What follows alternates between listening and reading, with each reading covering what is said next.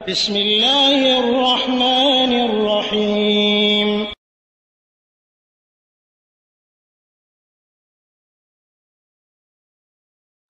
ওয়ালাইকুম আসসালাম রহমতুল্লাহ ওবরকাতুহ।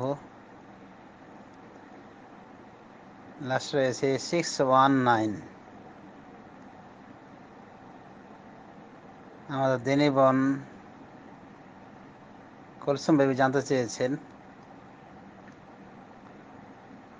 যে মুরব্বীরা বলেন যে সারা জীবনে মাত্র 2 রাকাত নামাজ নাকি আল্লাহ কেবল কবুল করবেন, কথাটি কি ঠিক?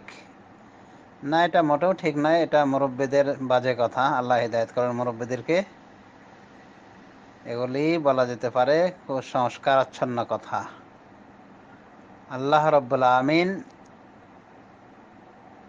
যা ইবাদত করা হবে এবং ফর্মুলা অনুযায়ী যা হবে, অর্থাৎ শুধু আল্লাহর ওয়াস্তে এবং রাসূলুল্লাহ সাল্লাল্লাহু আলাইহি ওয়াসাল্লামের তরিকায় যে ইবাদতটুকু হবে বা যে ইবাদতগুলি হবে, আল্লাহ রাব্বুল আমিন তা গ্রহণ করবেন।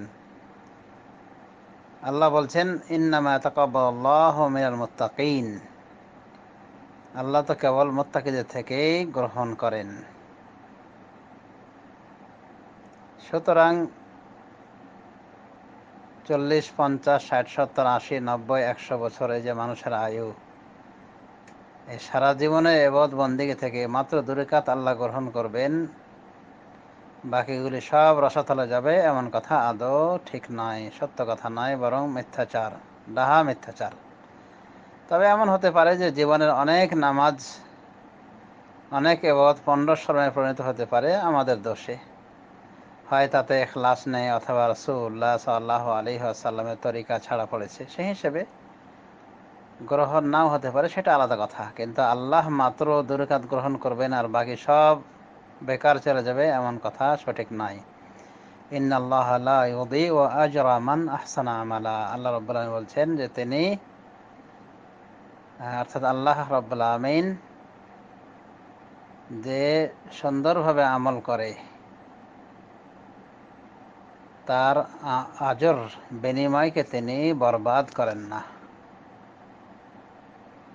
তার মানে কি, ওগুলি সব আল্লাহ রাব্বুল আমিন তার কাছে জমা রাখেন এবং উত্তম বিনিময় দান করেন। মহান রব্বুল আলামিন আরো বলছেন, কুল্লু নাফসিন যায়িকাতুল মাউত। প্রত্যেক আত্মাকে মৃত্যুর স্বাদ গ্রহণ করা লাগবে, বা প্রত্যেক আত্মা মৃত্যুর স্বাদ গ্রহণকারী। এরপর আল্লাহ বলছেন, ওয়াইন্নামা তুওয়াফাউনা উজুরাকুম ইয়াওমাল কিয়ামাহ। আর তোমাদেরকে তোমাদের কর্ম বিনিময় পরিপূর্ণরূপে দেয়া হবে।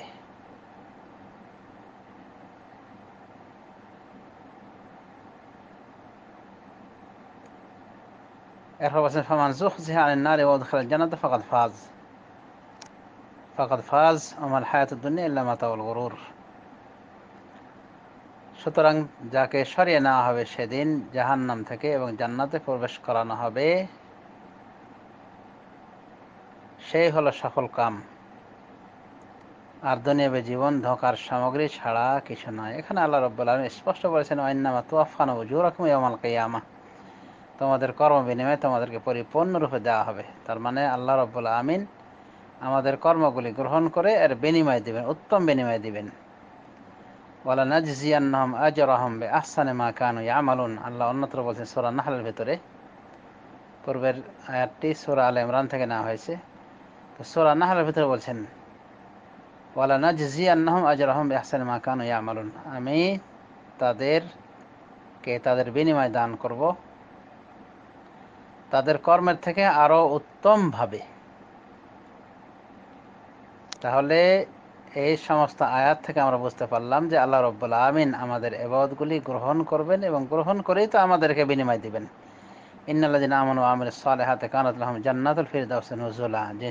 নিশ্চয় যারা সৎ আমল করে, ঈমান আনে এবং সৎ আমল করে, তার জন্য রয়েছে জান্নাতুল ফিরদাউস মেহমানি হিসাবে।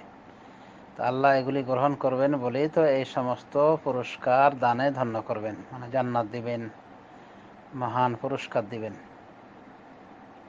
সুতরাং এসব কথা বাজে কথা মুরব্বিদের। আল্লাহ হিদায়াত করুন।